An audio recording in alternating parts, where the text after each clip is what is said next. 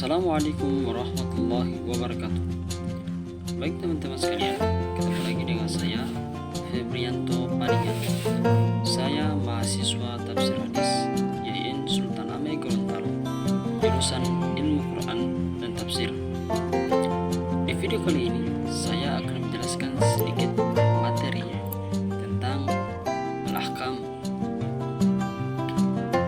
Perlu kita ketahui bahwasanya materi al-ahkam bisa kita dapatkan di pelajaran fikih dan usul fikih. Teman-teman sekalian, al-ahkam adalah merujuk kepada peraturan Islam. Tetapi materi tersebut terlalu melebar. Maka di video kali ini saya akan menjelaskan yang namanya al-ahkam syariah.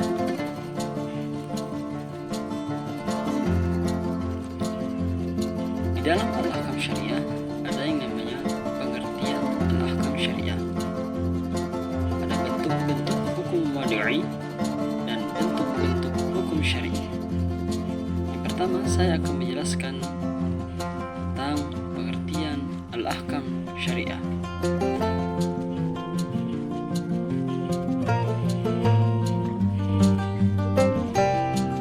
Al-ahkam syariah secara leksikal, syariah berarti jalan ke tempat pengairan atau jalan yang harus diikuti, jalan ke tempat air sungai.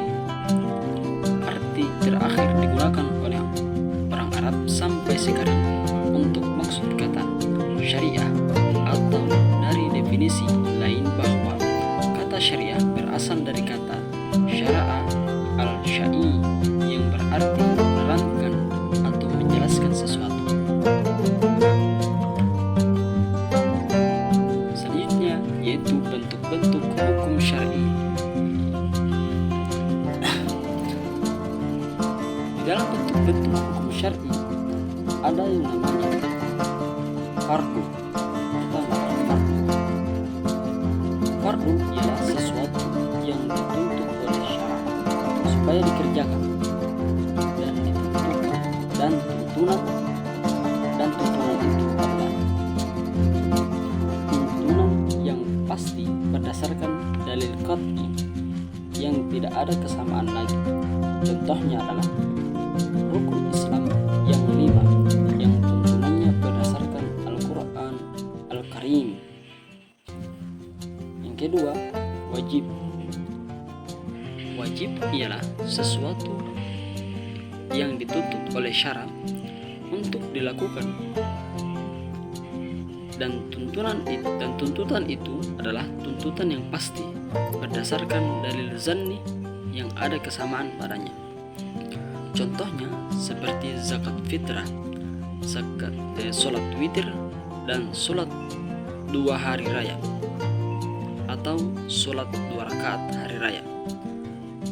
Karena perkara-perkara itu ditetapkan dengan dalil zanni, yaitu dengan hadis ahad dari Nabi Muhammad sallallahu alaihi wasallam. Yang ketiga adalah mandub atau sunnah. Mandub atau sunnah yaitu sesuatu yang dituntut dari seseorang mukallaf supaya dia melakukannya. Setiap tuntutan itu bukan tuntutan yang pasti, atau dengan kata lain yaitu sesuatu yang diberikan pujian kepada orang yang melakukannya, tetapi meninggalkannya tidak dicela. Contohnya adalah mencatat hutang. Hukumnya adalah yang melakukannya diberi pahala dan yang meninggalkannya tidak dihukum atau tidak disiksa.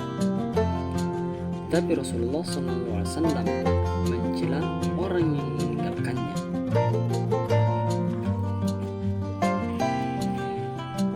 Yang keempat adalah haram.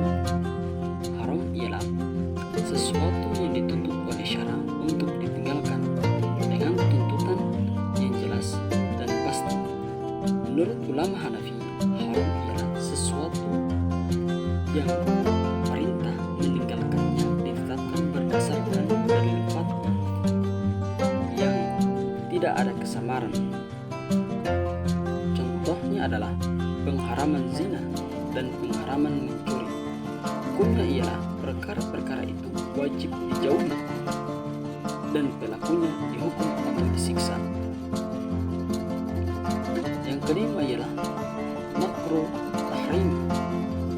Menurut ulama Hanafi, makruh tahrim ialah sesuatu yang dituntut oleh syara supaya ditinggalkan dengan tuntutan yang tidak jelas dan pasti berdasarkan dalil zanni, seperti melalui hadis ahad. Contohnya ialah hukum membeli barang yang hendak dibeli oleh orang lain dan memakai sutra serta emas oleh laki-laki. Hukumnya ialah orang yang meninggalkannya diberi pahala dan orang yang melakukannya dihukum. Yang keenam adalah makruh tanzih. Menurut ulama Hanafi, makruh tanzih ialah sesuatu yang dituntut oleh syara untuk ditinggalkan, tapi tuntutannya tidak pasti dan tidak mengisyaratkan kepada hukuman. Contohnya adalah memakan daging kuda perang, karena kuda itu diperlukan untuk jihad, seperti mengambil wudhu di bejana sisa air minum kucing, atau burung yang memburu seperti elang dan gagak. Yang ketujuh ialah mubah. Mubah ialah sesuatu syara memberikan kebebasan kepada seorang mukallaf untuk melakukannya.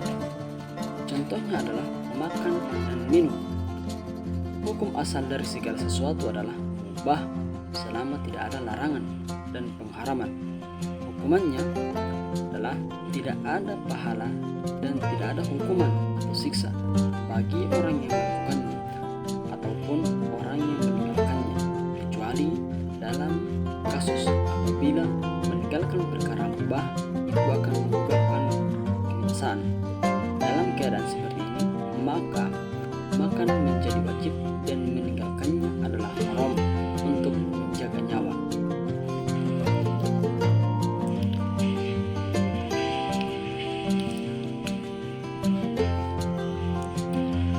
Selanjutnya yaitu hukum-hukum wad'i. Hukum-hukum wad'i ada 5. Yang pertama, as-sabab. As-sabab menurut jumhur usliyun, as-sabab ialah sesuatu yang pada dirinya ditemukan hukum, namun hukum tersebut tidak dihasilkan oleh as-sabab itu. As-sabab ada kalanya berupa perkara yang sesuai dengan hukum adat, ada juga yang tidak. Contohnya, as-sabab sesuai dengan hukum, yaitu seperti safar atau perjalanan menjadi sebab bolehnya berbuka puasa pada siang hari bulan Ramadan, sehingga kemudahan didapat dan kesukaran dapat terelakkan. Yang kedua, syarat dan rukun.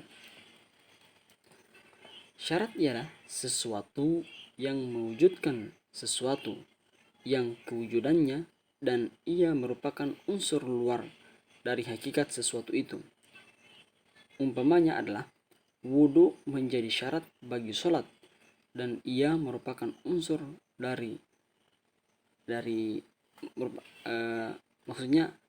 dan ia merupakan unsur luar dari amalan sholat.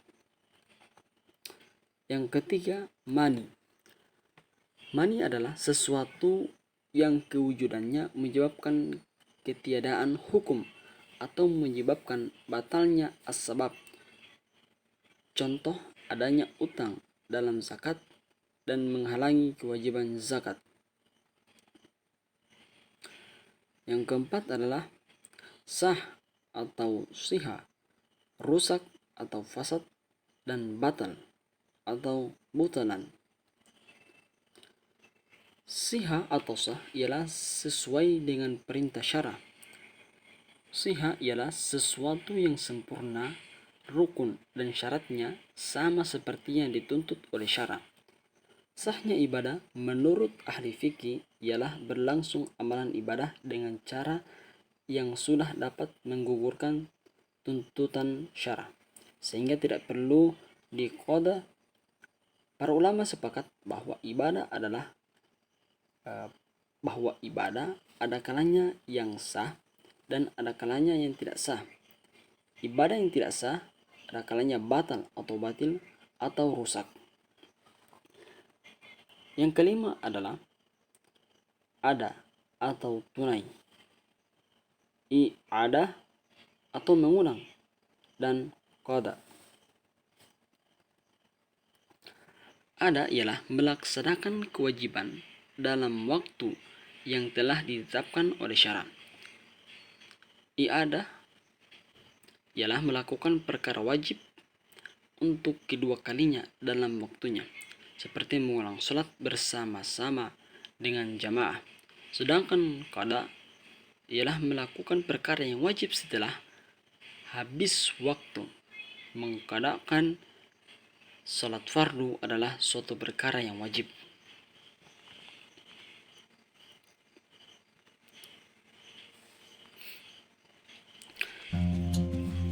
Yang berikut adalah al-hakim. Pengertian al-hakim secara etimologi ada dua. Yang pertama, pembuat, yang menetapkan, yang memunculkan, dan sumber hukum. Yang kedua, yang menemukan, yang menjelaskan, memperkenalkan, dan menyingkapkan hukum.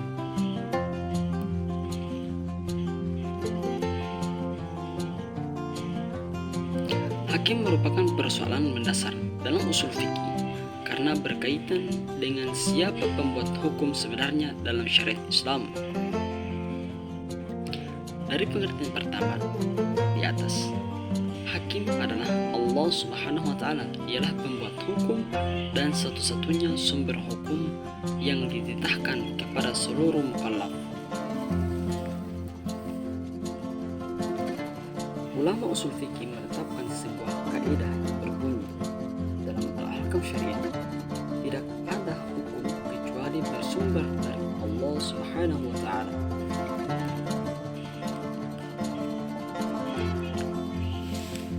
Dari pemahaman ini pula mereka mendefinisikan hukum sebagai titah Allah Subhanahu wa Ta'ala yang berkaitan dengan perbuatan orang mukallaf, baik berupa tuntutan, pemilihan maupun warai.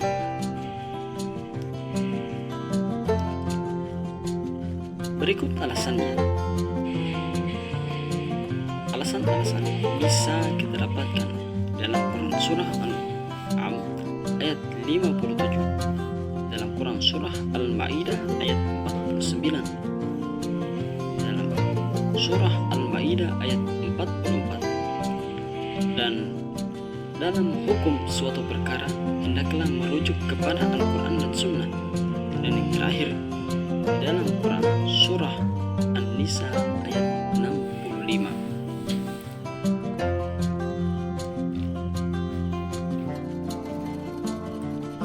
Baik, teman-teman sekalian, semoga video kali ini bisa bermanfaat bagi teman-teman sekalian. Baik, kita cukupkan di sini dulu. Sampai ketemu di video berikutnya.